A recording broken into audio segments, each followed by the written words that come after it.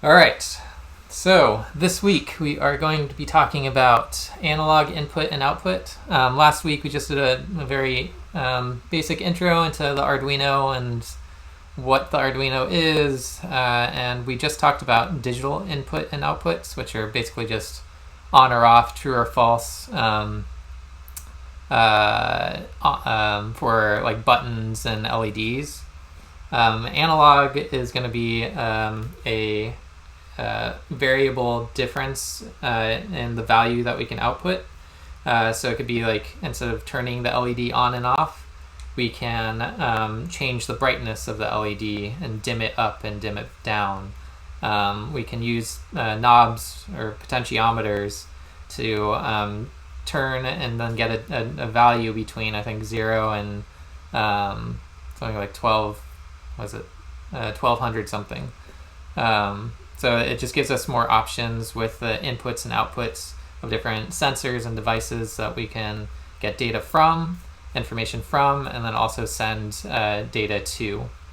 So that's what we're going to cover today.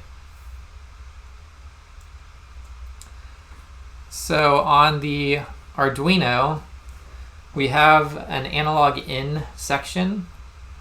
So if the USB port is to your left, then the analog input section should be facing you. And it has 6 different inputs. So we have A0 through A5. And these are all analog inputs, so we can plug in and get values from like analog sensors and devices like potentiometers or knobs, light sensors, temperature sensors, moisture sensors, so anything that gives us a range of values rather than just like a button that's just on or off, pressed or not. That's what we're going to use the analog inputs for. Cool. So when it comes to analog output, so if we wanted to like dim an LED based off of a knob that's being turned, we can do analog output from the Arduino too. But the Arduino it doesn't do a real, necessarily quote unquote real analog output. It's kind of faking it using the PWM, which stands for pulse width modulation. So this is like the PWM here equals this little wavy, what's this called, like a tilde or something. And so any of the outputs that are here, the numbers that have this little wavy line next to it, those are the ones that you could use for analog out. So you can't use all of these for analog out. They have to have that little wavy line next to it, which represents PWM, pulse width modulation, which is again kind of the fake analog output. And we'll talk about that in a second. So that's the PWM. It should be on your Arduinos as well. It might not look the exact same, but it's next to the digital title on the Arduino. And basically what this is doing, it's kind of faking an analog output using digital signals. So analog outputs it's going to be like a wave, and the wave sign, or a wave, and then the change in the amount of output is going to be the change in the amplitude and the distance of each wave. So the pulse width modulation, it's using digital outputs, which again is just on or off. It doesn't have any sort of range in between. But to fake analog, it's pulsing the on or off at different speeds. So this is kind of what's going on. We have a pulse width that is, in this case, 0.5 milliseconds. And then the period of the pulse, and then the up slope and the down slope of this wave, the square wave, is the period, which is 1 millisecond. And then the duty cycle is 50%, essentially. And the voltage that we're going to get is kind of in the middle.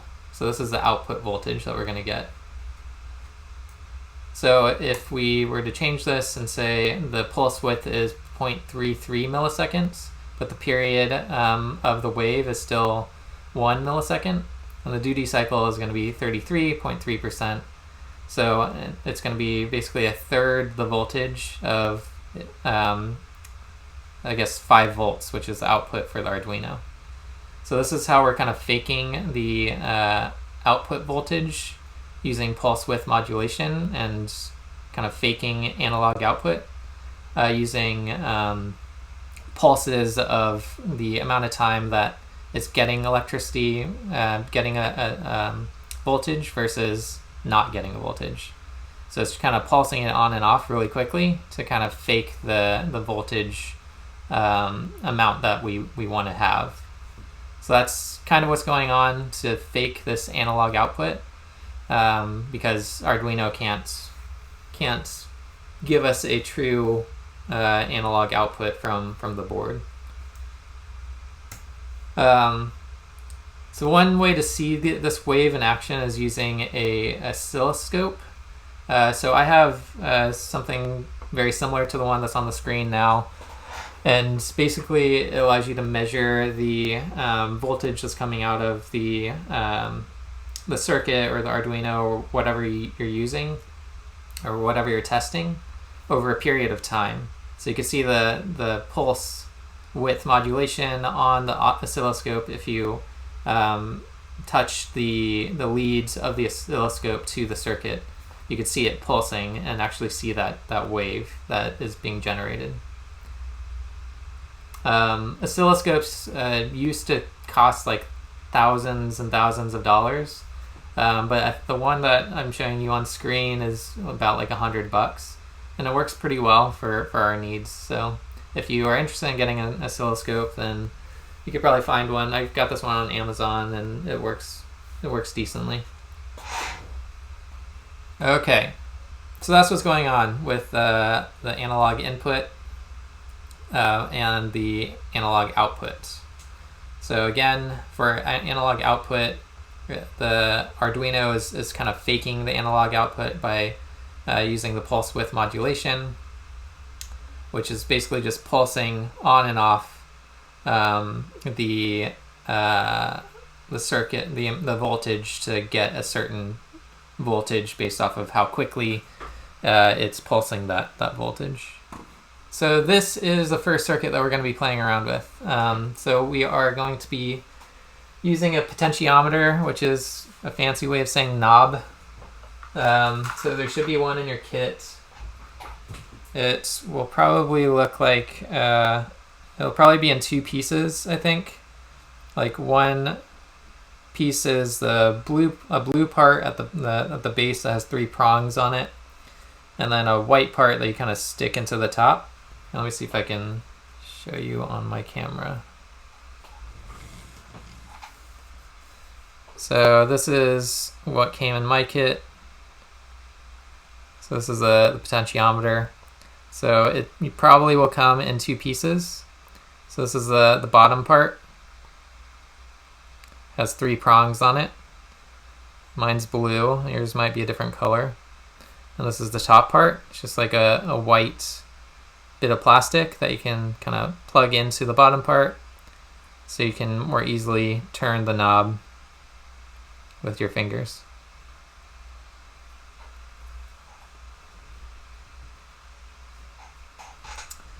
So we're gonna use that for our input initially. We're gonna grab an LED too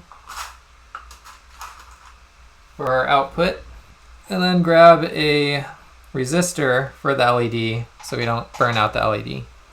So I think we're going to do a 220 ohm resistor. So I think in your kit it's the blue ones with the 5 lines on it.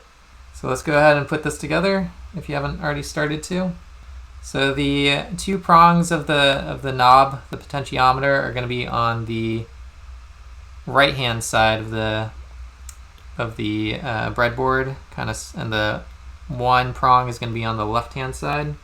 And it should be like kind of straddling the middle.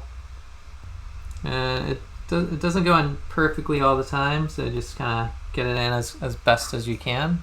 And then I'm going to put in my LED above it. And again, the long leg should be connected to the Arduino, and the short leg should be connected to ground. So here's what I got so far.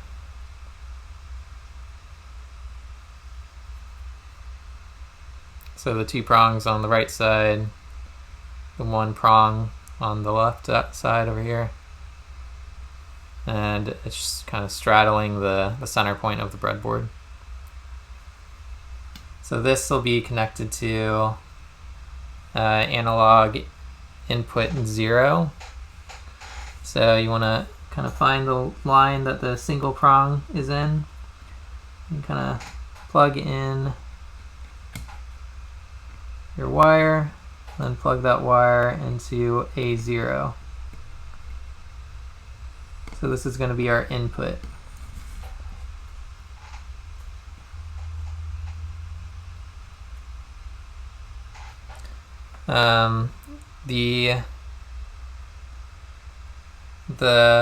The knob also needs power, so we're going to plug power, and then it also needs ground.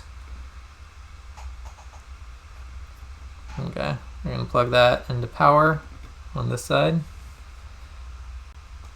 and the other side we'll plug into ground.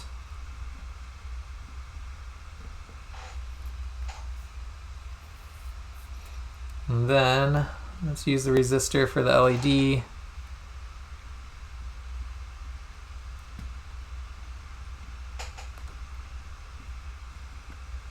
Oops. The button, or the knob, has a tendency to kind of like pop out a little bit, so if it does, just kind of push it back in. And then let me get another cable. Plug the LED and resistor into, we're using port 9, but you could really use any of the outputs that have a squiggly line next to it. As long as it has a squiggly line, then you could use it for analog output. And then we also need to ground the LED.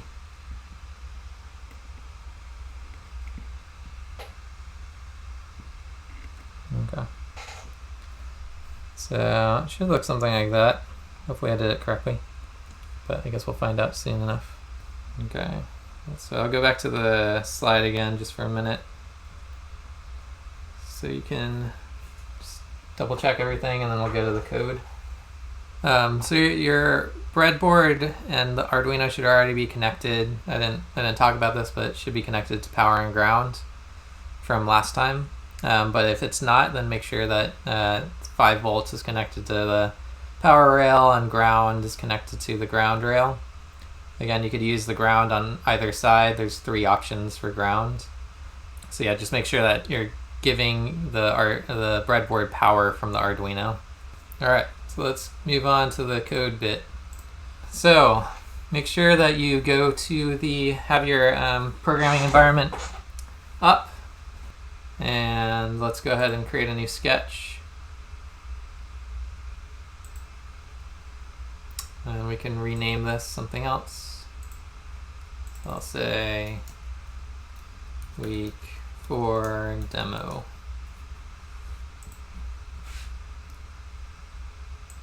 And then we could add a bit of just comments in here for us. So I'll say week 4 p comp demo analog input output. All right. Okay, and then let's go back to this. Okay, so let's just kind of walk through the code first, and then we'll type it up together. So at the top, so we're going to do int knob equals 0. And this is just our variable, and int stands for integer. And with C++ and Java programming languages, you have to define the type of variable it is. So int represents integer, float is a decimal point, string is a string of text, etc. But with like JavaScript, which is programming for the web, everything is basically just like var for variable. Sorry, I'm ranting about variables, but yeah. So we're going to create a knob variable that's going to be an int for integer, and it's going to be set to 0. In void setup, we're going to be using serial to read the data points that we're getting from the knob. So we're going to say serial.begin, and this value in here, I think it's the speed in which it's receiving the data points. I could be wrong about that, but I think that's what that is. And then void loop is going to loop through all of our code infinitely until we unplug the Arduino or power it down. And the knob we are going to set to equal analog read A0. Actually, yeah, we don't need this equals 0 there. Yeah, I think that's a little unnecessary, but it's okay. It'll still work. So knob equals analog read 0. So that's the analog input port that our knob is plugged into, and that's how we're going to get the data points from the knob, from the potentiometer. Then we're going to create another variable, a float. So this is going to be decimal points. And we're going to set that equal to knob times 5 divided by 1024. So 1024 is the maximum value that we can get from the analog input. But the output that we want is going to go to the LED, which that is going to be, I think, too powerful. So we're going to divide it by, so 5 volts divided by the value. So that's the amount of voltage that we're going to get for the output. What does float mean? So float is another variable, but we only use that when we want a decimal point instead of a whole number. So that's when we use float. So it's, yeah, with JavaScript, with Java and C++, you have to define the type of variable it is. So that's a little bit confusing, but you'll get used to it the more you do it. So yeah, the output of this little equation here is going to give us a decimal value, not a whole number. So that's what we want. So that's what we're defining as the float. And then, so we're going to do serial print to get the value into the serial monitor so we could see it.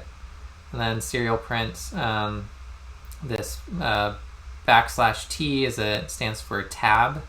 And then another serial print for knob to see what the original value is. So we could do this step by step and run it and see what we're getting, and then add to it. Okay, so let's go ahead and go back to our code. All right, so at the top, we're going to create a variable that's going to be an integer knob. Let's set it to 0. I don't think you need to, but that's fine. Then in setup, we're going to do serial.begin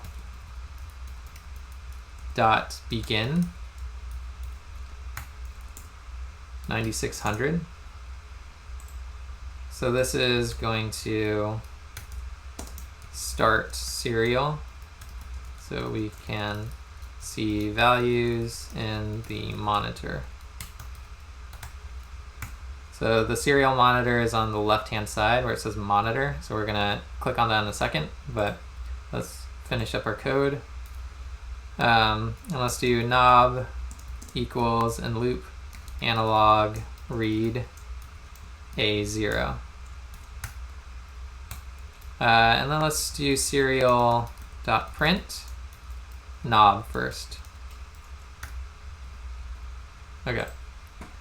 So let's start with that and see what we get. So I'm going to go ahead and plug in my Arduino.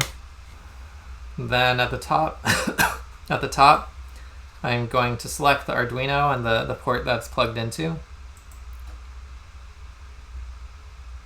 Okay, so now it should be linked. So let's just check our code. Let's verify it with the check mark.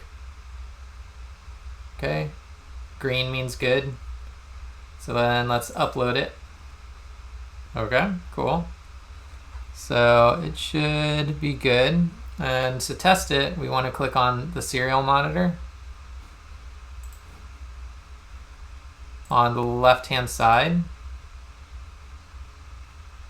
Cool, so then we should be getting data here.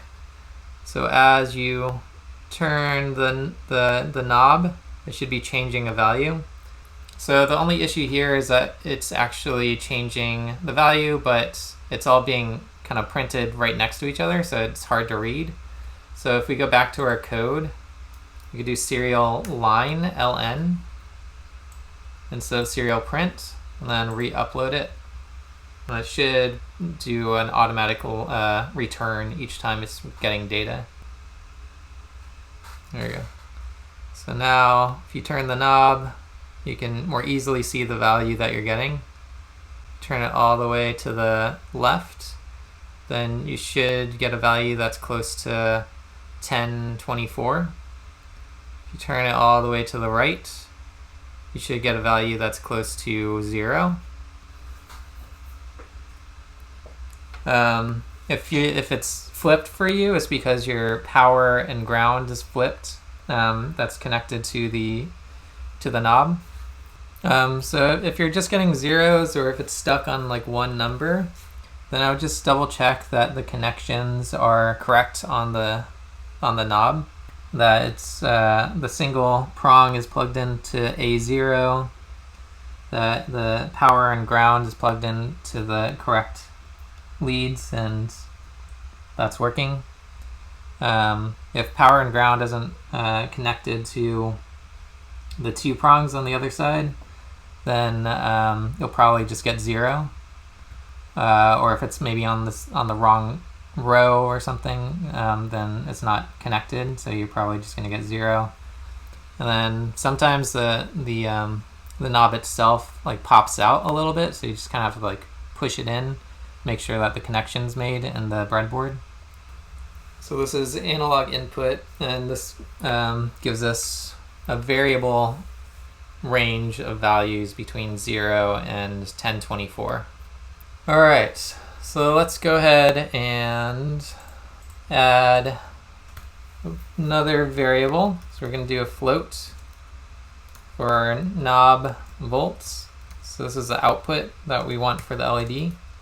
And we're going to set that to knob times 5 volts divided by 1024.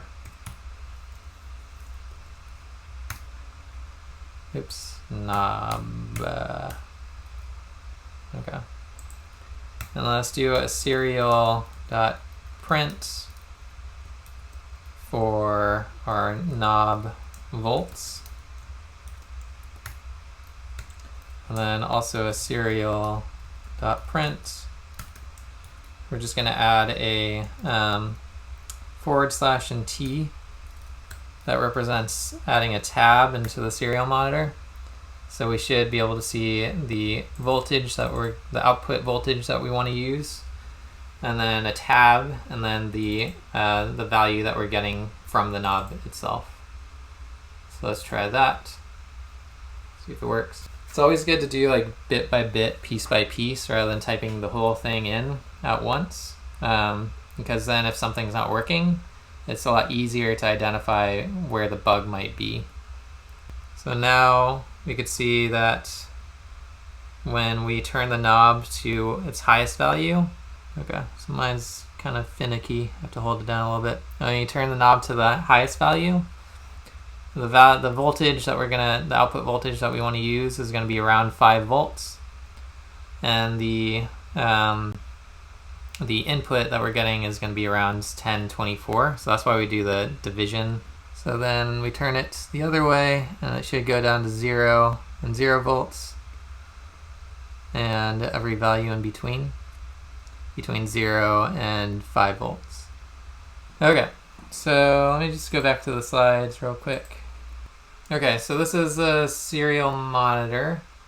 This is the old serial monitor. This is from the downloadable version, but the one that we are using in the web version is, we've been using it so you know what it looks like, so let's move past this.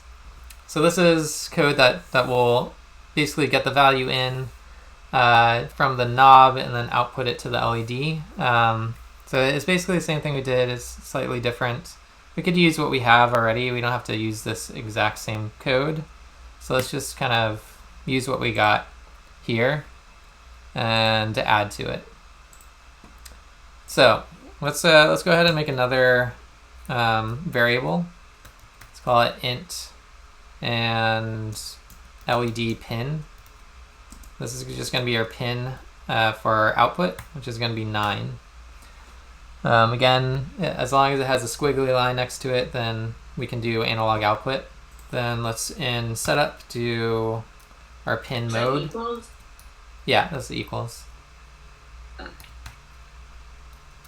Then setup, let's do pin mode, and then we're going to use that LED pin variable and say this is an output.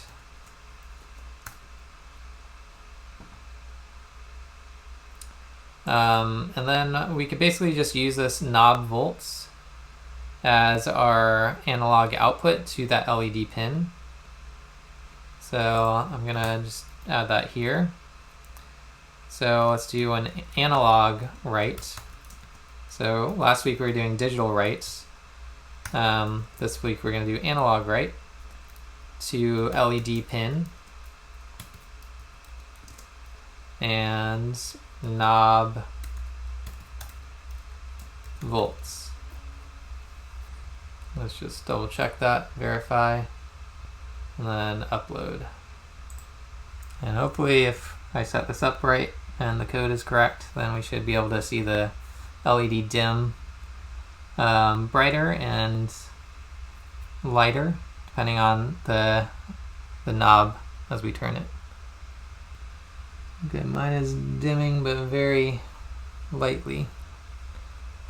Let me double check my code. So let's do another variable and let's make it an int as well. It's called brightness. Set it to 0. And then a bright, actually, sorry, that should be a float. And then brightness equals knob divided by 4. Let's see if that's a little better. And then add brightness to the analog write instead. I think the knob volts is too small of a value. There we go, yeah. That's better, okay. So we could also say, let's just duplicate this and say brightness to see what values we're getting for that.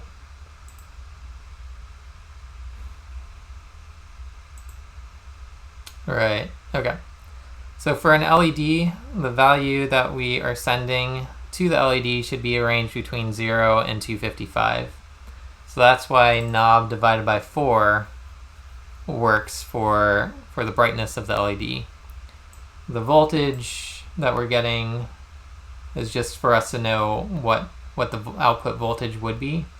But the output value that we're sending to the LED has to be a range between 0 and 255. So that's where I was wrong. So you should be able to see the LED get brighter or darker depending on the position of the knob. Mine keeps on popping out, so I have to kind of constantly fix it a little bit. Okay, let me show you what mine looks like real quick.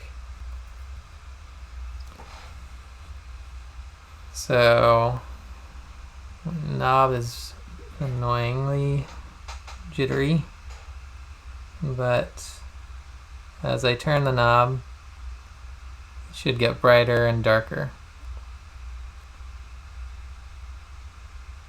like so. So I could show you how the oscilloscope actually works real quick. So if I attach this oscilloscope to the circuit,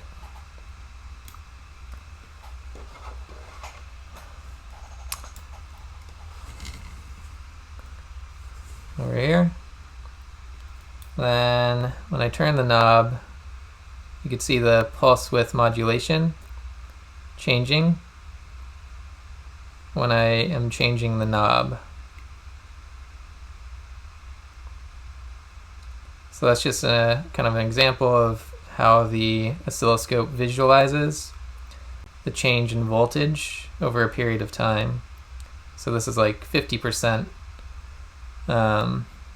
this is like 30% brightness. That's kind of cool. Sure, I'll show the code again. So the only thing that I added when we added the LED, the code for the code anyway, is the variable, the integer for the LED position, like the output pin, a float variable for the brightness of the value that we're sending to the LED when we turn the knob. Pin mode, we're just setting it up to say that pin mode 9, which is what the LED is plugged into, is an output pin.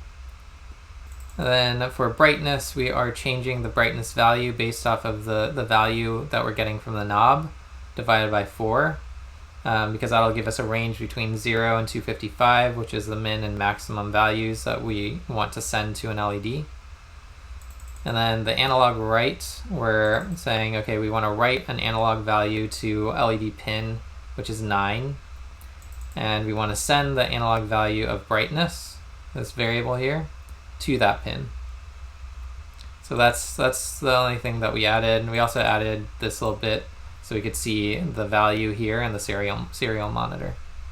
This is basically the same process for any analog sensor. So we're going to do the same thing with a couple other ones, including like the photo sensor, the light sensor, and I have a heart rate monitor that I'll demo for you, so you could see it pulsing to my heartbeat. But it's essentially kind of the same setup for most analog sensors and components. So the next thing that we're going to play around with is the photo light sensor. So the setup is very similar to the knob. We have to have the LED connected to both the photo sensor connected to both power and ground, and then also connected to the analog input. But the LED is going to stay the same, so we're not going to change the position of that at all. So the photocell sensor is a light sensor, so it's going to take the light that it sees in the environment and give us a value based off of how bright or dark it is. So in your kit, you should have a photocell sensor. So here's 2 examples I'll show you. Okay, so these are both photocell sensors. So this one, the one on my right hand, is kind of an older version. It has like these squiggly lines at the top. Might be hard to see. Yeah, come on. Okay, there we go. So it has these squiggly lines at the top. So I don't know if you have that in your kit or not, but this is one version of a photocell sensor. It kind of looks like a solar panel, like a mini solar panel. And this is the one that you probably have in your kit. It looks like an LED, but it has a flat top on the top. But it looks like a clear LED. And the prongs are different lengths, so this is polarized as well, just like an LED. But this is a photo light sensor as well. So these are one of them would be in your kit, whether it's probably going to be this one that looks like an LED, but it might be this ceramic version as well. So again, we could take out the terrible knob that we've been using, throw that to the side. And then we're gonna plop in the photocell sensor. I believe it's polarized and the long part gets connected to the power, and the short part gets connected to the Arduino. Oh, we should also unplug the Arduino just so it's doesn't have power when we're playing around with it. And the pull down resistor, let's see, what is that? Brown, black, orange, gold. So that's looks like 1,000 ohm resistor, and that's going to be connected to ground. So the blue one is going to be connected to the LED, and the, I think, 1,000 ohm resistor is connected to, which is brown, black, orange, and gold, is connected to the photocell sensor. So let's take a quick look at the code, and then we'll put it into our programming environment and upload it to the Arduino, and hopefully we get the result that we're looking for. Okay, so it should be very similar to what we have. So we have our variables at the top that we already created for the pin output, the analog value, and the brightness value. We have our serial begin, our pin mode function, and then in analog value, we're getting value from A0, which is what the photocell sensor is plugged into. And then we're going to create a value for brightness. So this is going to be, we're going to do a little bit of testing to see what the minimum and maximum value is, depending on where the light in your environment, because every environment has different lighting. So we have to do some testing to see what the maximum value is that we can get, and what the minimum value is when we cover it up, what that would be. So based on that, we're going to use the mapping function to take the minimum and maximum value that we're getting from the photocell sensor and remap that to the values that we need for an output for an LED, which is going to be between 0 and 255. And then for this, we are basically just saying, okay, so for this is kind of like a bit of checking to see if the value goes over 255, then we don't want the value that we're sending to the LED to be over 255, because we don't want to accidentally burn out the LED. So any value that's over 255, we want to bring back to 255 to output to the LED. Same thing with the 0 value, anything that's below 0, which doesn't make sense. We probably would never get anything below 0. We just want to make sure that it's just sending 0. And then analog right, we're going to say brightness minus, or 255 minus brightness to get the value. So I think it's going to, when it's dark in the room, then the LED is going to get brighter. When it's light in the room, the LED is going to get darker. So all this at the top is going to stay the same. And then let's comment out this analog right. So comment is //. So we're not going to send any values to the LED. We're just going to see what values we get first. And let's plug in the Arduino and upload the code.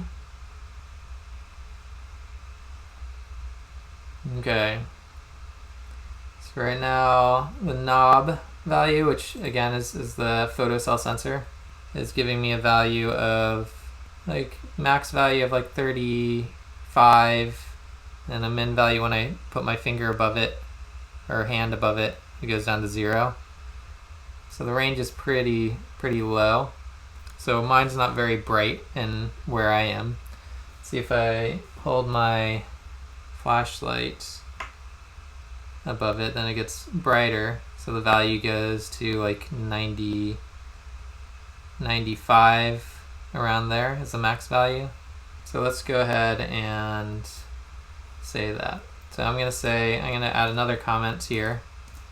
So my min value is 0, and then value is 0, and max value is, say, 95. 95.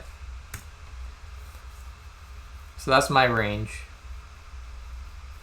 Yours will probably be different depending on the lighting in your room, and if you're like showing or using a flashlight or something to shine on the photocell sensor. So the LED won't be turning on because we commented out the code. So we're just looking at the numbers and the serial monitor right now. Let's try and get this working so we can make like a little night light. So in our code for brightness, I'm going to change this instead of knob divided by 4. I'm going to do map and then knob. Again, this is, we could change this to like photo cell if we wanted to, but I'm just going to keep it as knob for now. And then my minimum max value is between like 0 and 95. And then I'm going to remap that to be between 0 and 255. And then in the analog right, you can say, let's do just brightness for now and see what happens. And then I'm also going to add these if statements in just as backups.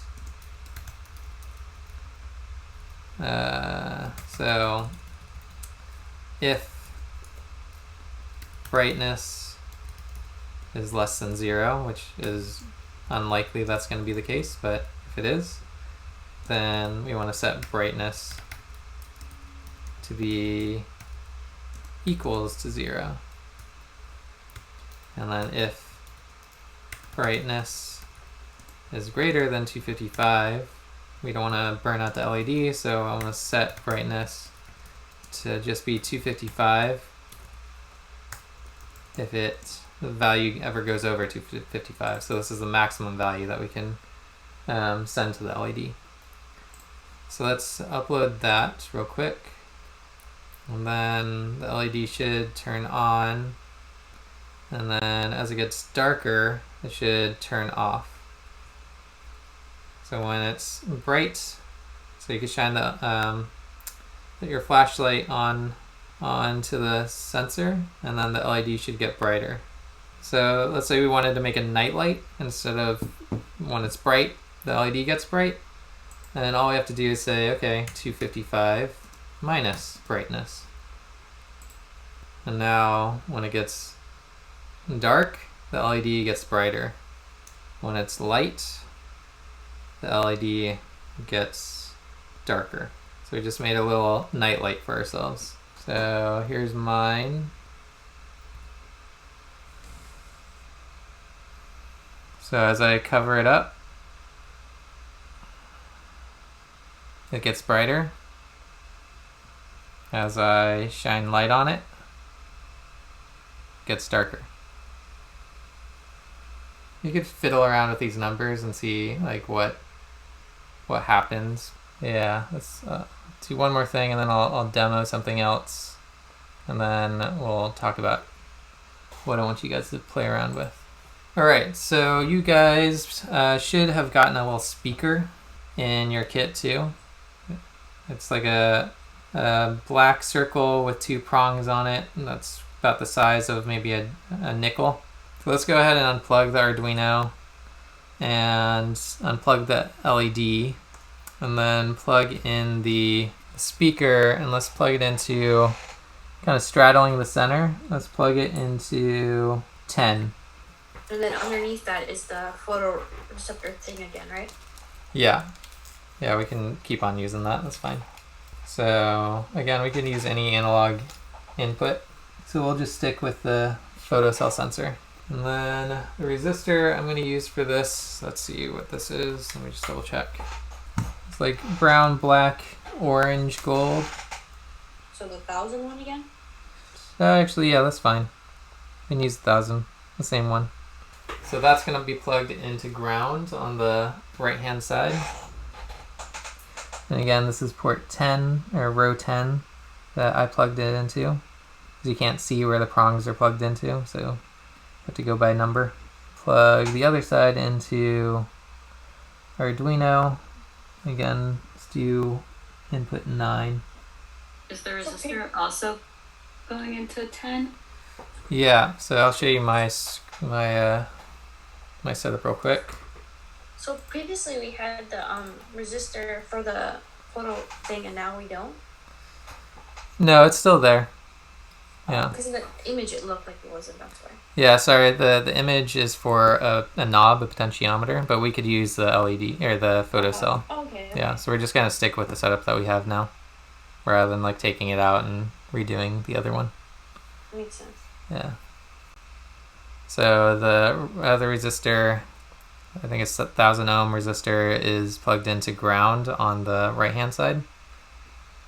And then the left hand side is going to be plugged into port 9 again. Here is the code.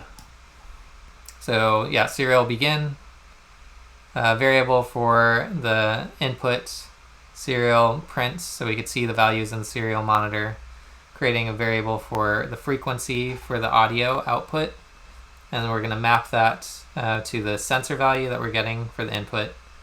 The range is going to be the range that you were using before for the photocell sensor. So mine is like 0 and 95 or 100, and we're going to remap that to be a frequency between 100 and 880. Then we're going to use this tone function, which allows us to pass in a frequency value to the speaker, which is on output 9. I don't think we have to define it as an output because we're using the tone function, and a tone function is always an output. Alright, so let's go to the code, and I'm going to create a new sketch because this one's getting chaotic, and this is tone example. So in setup, we're just going to do serial.begin, same frequency, 9600. And then loop, let's create an int variable for our sensor. Set that equal to analog read A0. And then serial.print line, so we could see the values in our monitor sensor. And then create a float for our frequency. Set that equal to map the value that we're getting from the sensor. And my range is going to be 0 to, let's do 100. For me, yours is going to be different most likely depending on the light in your apartment or room. And then we're going to remap that to be between 100 and 880. And then we are going to use the tone function to send that frequency to port 9. Okay. So then let's plug in the Arduino. So when you plug it in, it's probably going to give you some noise based off of the previous code. And then I'm going to upload my code. There we go.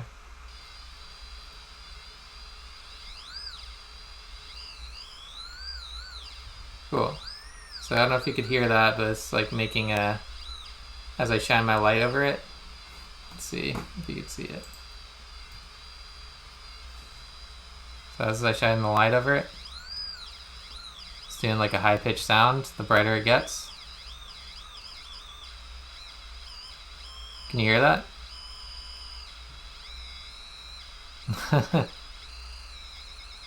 Cool.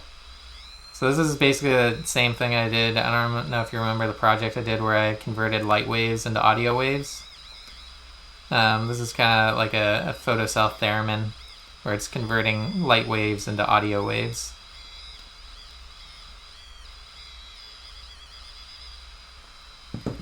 So I'm going to go ahead and unplug mine because that's can get annoying pretty quickly. So you can do a lot of cool stuff with audio and frequency and tone and amplitude. If you're interested in music, that might be a fun thing to play around with. play around with different like inputs. So it could be a light sensor, it could be a temperature sensor, it could be a knob, a potentiometer. It could be really any sort of input that you want. So I'm gonna just show you one more sensor that I have that you could buy online. I think it costs like between $15 to $20, but this is a pulse sensor that basically allows you to take the input of your heart rate and then take that value, just like we were doing with the knob and the photocell sensor. You can take that value and then apply it to something else, like audio or an LED or something like that. So I'm gonna just plug this in to mine. Also, unfortunately, this isn't a feature for the web version of the Arduino programming environment, but on the downloadable version, there's on top of the serial monitor, there's a serial plotter where you could see the values over time plotted on a line chart. So this is like a perfect thing to use for a heart rate monitor, which is pretty cool to see your pulse over time. But I'm just gonna quickly demo this for you guys. So this is the sensor. It has a bit of Velcro on it that you Velcro to your finger, and then it picks up the pulse through your finger based off of a little light sensor in here that's shining an LED through your finger and then picking up basically the blood flow in your finger. So the input is very simple. It's just 3 wires. There's a ground, a power, and an output. That's purple. So the output is the one that goes to the Arduino. The red one goes to power, and the black one goes to ground. So let me just unplug these guys and plug this into the Arduino and these into power and ground. Let me see if this works. And I just kind of put this on my finger, and then it should send a value to the Arduino. Super annoying high-pitched sound. So the change is pretty minute in the values. So it looks like it's 5. Yeah, it's like really close. So let's do a minimum of like 520 and a max of 535. Hopefully this changes. So it's a little hard for you guys to hear, but it's slightly changing the frequency based off of my heart rate. But because the values are so minute, it's not a drastic change. Let me try and adjust it.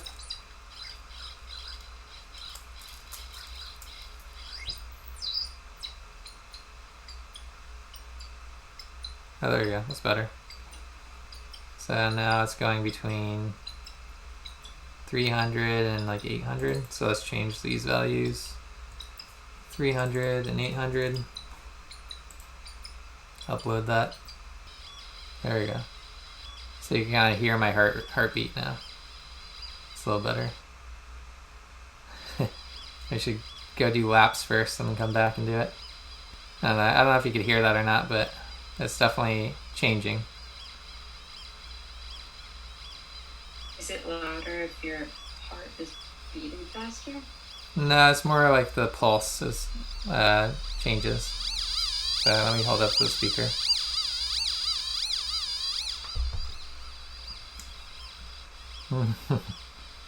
Okay, well it's going like up and down every couple of seconds. So that's my heartbeat. So yeah, so that's a pretty great sensor. So you could see the LED inside. I was basically shining through my finger and is able to see my blood flow.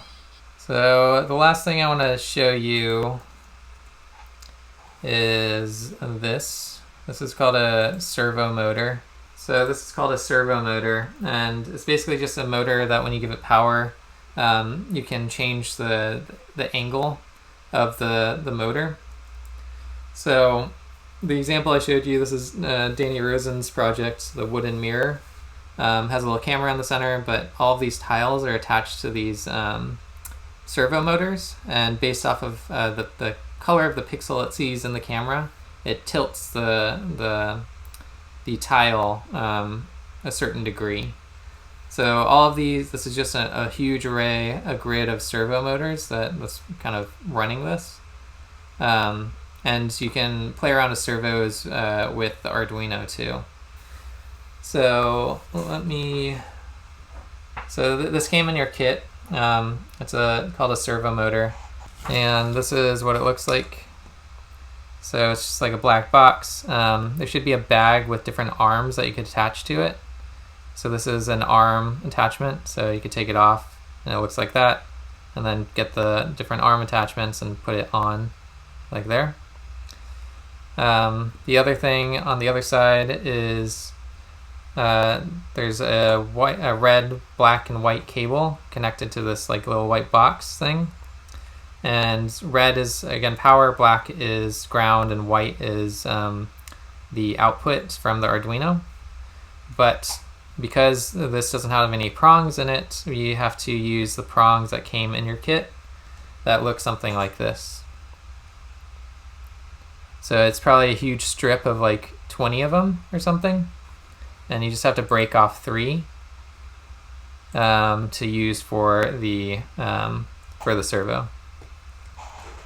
So in your kit it should look something like this, like a bunch of them connected together. You just need to break off 3, and that's what you're going to use to plug into the servo motor. So once you break off 3, I recommend that you make the little plastic part, the black part, be in the center.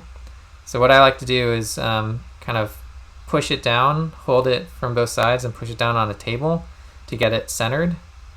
So that's my technique. And then once the black part's centered, then you can plug this into the servo motor on the bottom. And then you have these prongs that then you can plug into the breadboard.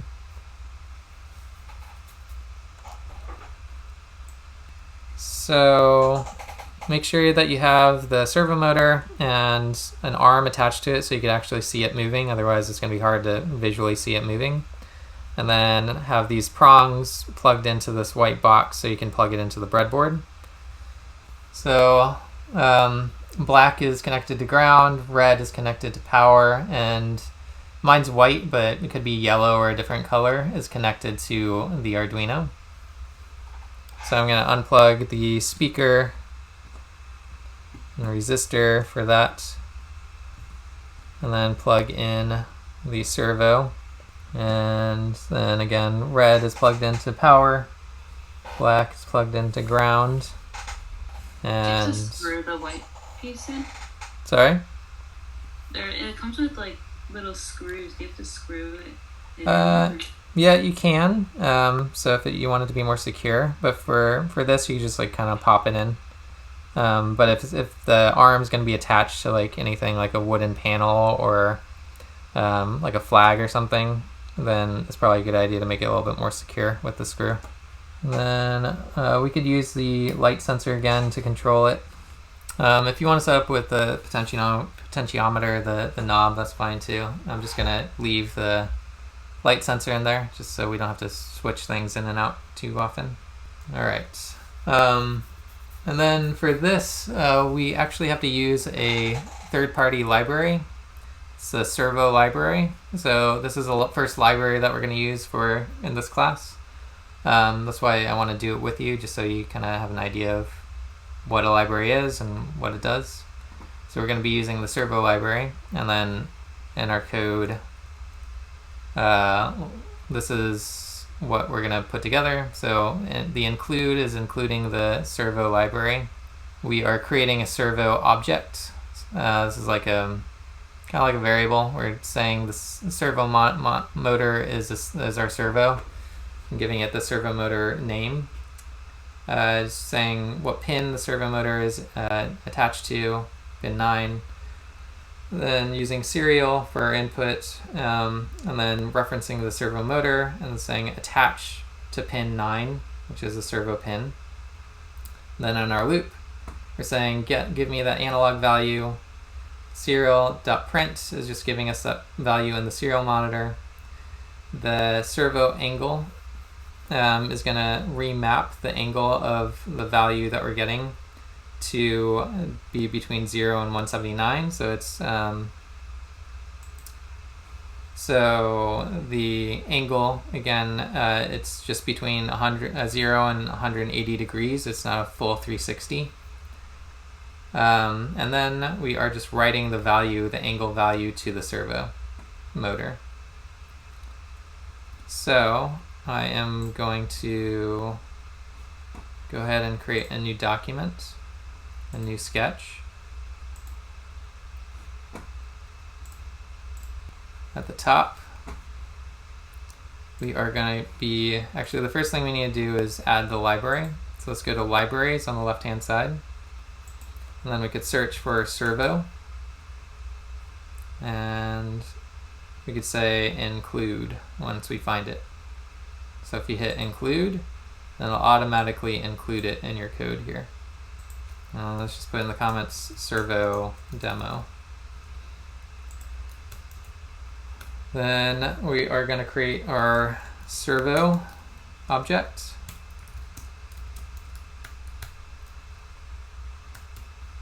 We're going to create a variable for our servo pin, set equal to 9. And then serial setup, we're going to do serial.begin. Sorry if I'm going too fast. I know we're, it's been a long class. Servo motor dot attach, and then we're going to attach the servo pin so it knows which pin to look for. Then in loop, we're going to create a variable for our analog value, set that equal to analog read, and then a 0 is the port that it's plugged into. We're going to take that value and print it to the serial monitor.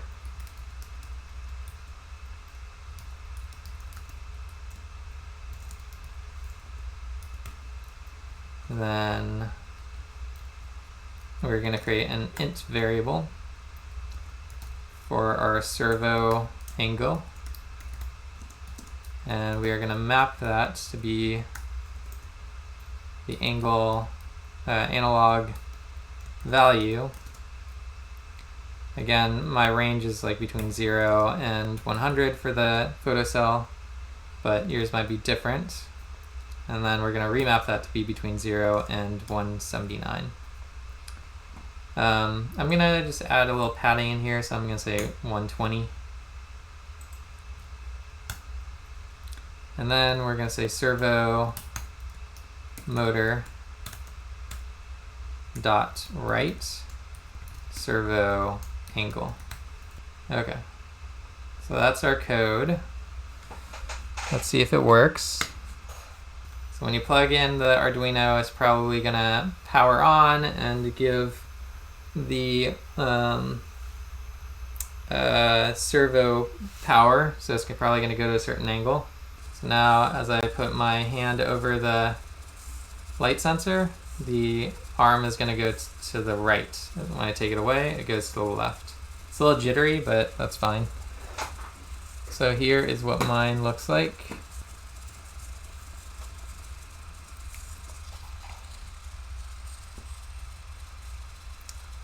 As I put my hand over the sensor, it goes to the to the right. And when I take it away, it goes to the left.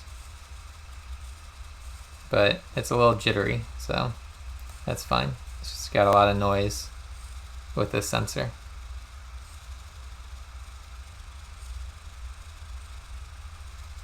So again, my white cable is connected to the Arduino on port 9.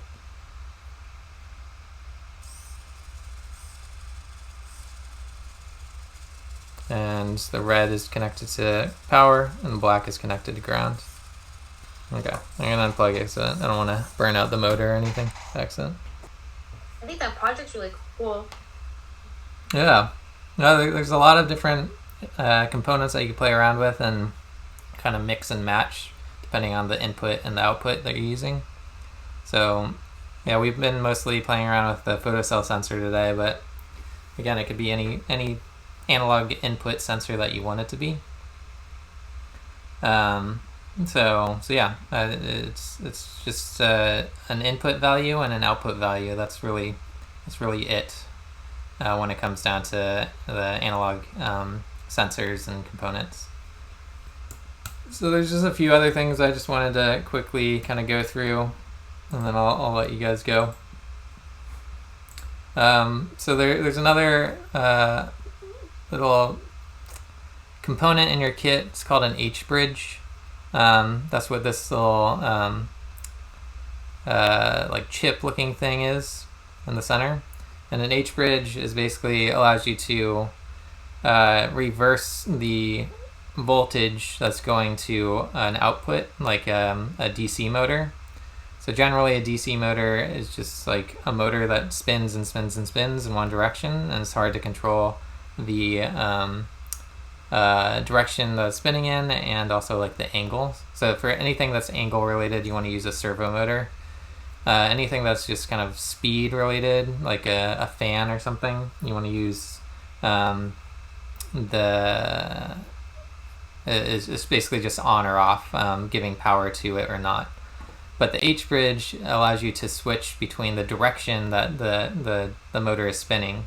So if you wanted to spin the motor one way versus the other way, you can use the H-bridge to control that. So just like blinking an LED, you're just sending a value to send the direction of the motor one direction, and then sending a value from the Arduino to send it to the other direction. So that's all this is. That's what an H-bridge is and how you can kind of play around with it.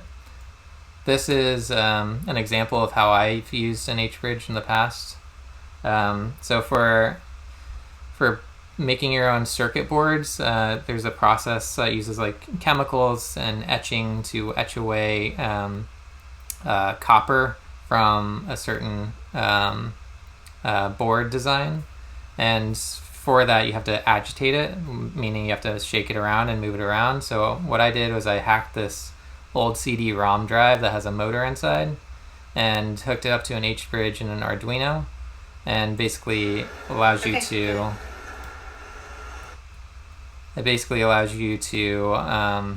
control the direction of the motor, and automatically agitates the liquid inside.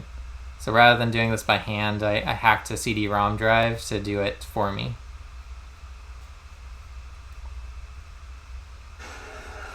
So that's one example of how to use an H-bridge.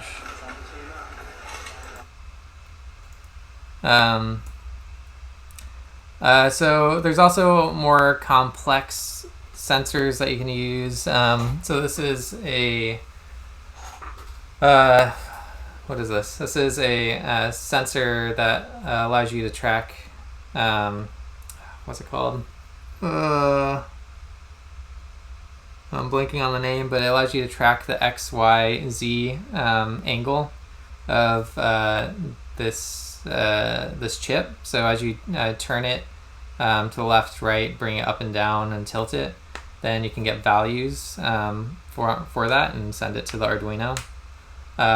This is requires a lot of data to be sent, because it's not just one value, it's X, Y, Z coordinates.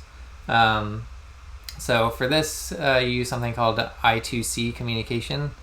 So there's voltage, ground, but there's also It's called SCL and SDA communications. So that's more complicated. Most of my students don't use anything like this in this class, but if you wanted to use something to measure the angle of a certain object, then you can play around with these chips as well, and hook it up to the Arduino. So there's a library that you can use for each one of these chips to add to the Arduino to make it a lot easier to work with too. So if you want to use one of those, then by all means do it, and we can figure it out together. But it's just going to be a little bit more complicated. So for homework, I basically just want you to review the labs that we talked about today in class, and come up with just a simple and creative application using analog input and output. And then post that experiment to your blog for us to check out next week.